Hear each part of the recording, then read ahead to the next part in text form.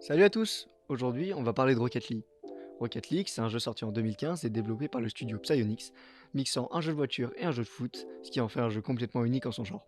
Avec une player base de plus de 7 millions de joueurs actifs, Rocket League c'est un des jeux les plus joués du monde, mais également le plus dur du monde. Dur pourquoi? Dur parce que, à bas niveau, rien que contrôler la voiture et toucher la balle, c'est déjà une véritable épreuve.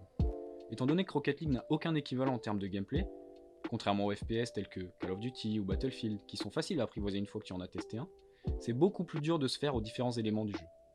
On pourrait penser que plus on avance en niveau, plus le jeu devient simple, mais pas du tout. En fait, c'est même totalement l'inverse. Au début, tu commences par apprendre à contrôler à peu près la balle au sol, puis tu te rends compte qu'il y a beaucoup plus à faire que de simplement suivre la balle à 5 km/h.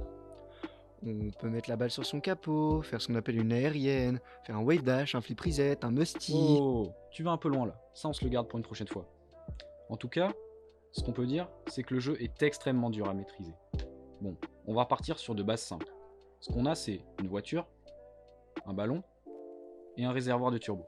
La voiture, elle est manipulable dans tous les sens. On en fait ce qu'on veut, c'est toi qui te débrouilles. Ensuite, il y a un ballon qui rebondit et c'est un ballon quoi. Et enfin, le turbo, aussi appelé boost, c'est le nerf de la guerre. Parce que sans boost, tu avances moins vite, tu touches moins de ballons, tu attaques moins, tu tires moins, tu marques moins et donc tu perds. Dans Rocket League, il y a trois modes de jeu principaux. Il y a le 1 contre 1, qui est le mode de jeu où tu peux compter que sur ton talent personnel. Le 2v2, qui est le mode le plus compétitif et sur lequel tu dois passer le plus de temps pour flex devant tes amis. Et le 3 contre 3, qui est le mode officiel des compétitions sur le jeu. Ces modes, ils sont disponibles en partie rapide ou en compétitif, avec un système de classement et de récompense qui pousse les joueurs à donner le meilleur d'eux-mêmes.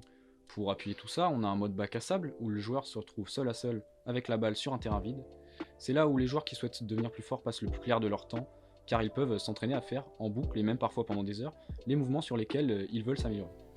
En plus des tournois quotidiens disponibles entre les joueurs d'un même classement, il y a des compétitions qui permettent aux meilleurs joueurs du jeu de s'affronter toutes les 2 semaines. Les Rocket League Championship Series, ou RLCS. Le niveau de jeu lors de ces compétitions y est complètement stratosphérique, et ça n'a rien à voir avec le gameplay d'un joueur occasionnel. Et c'est ce qu'on verra dans le prochain épisode, l'e-sport sur Rocket League.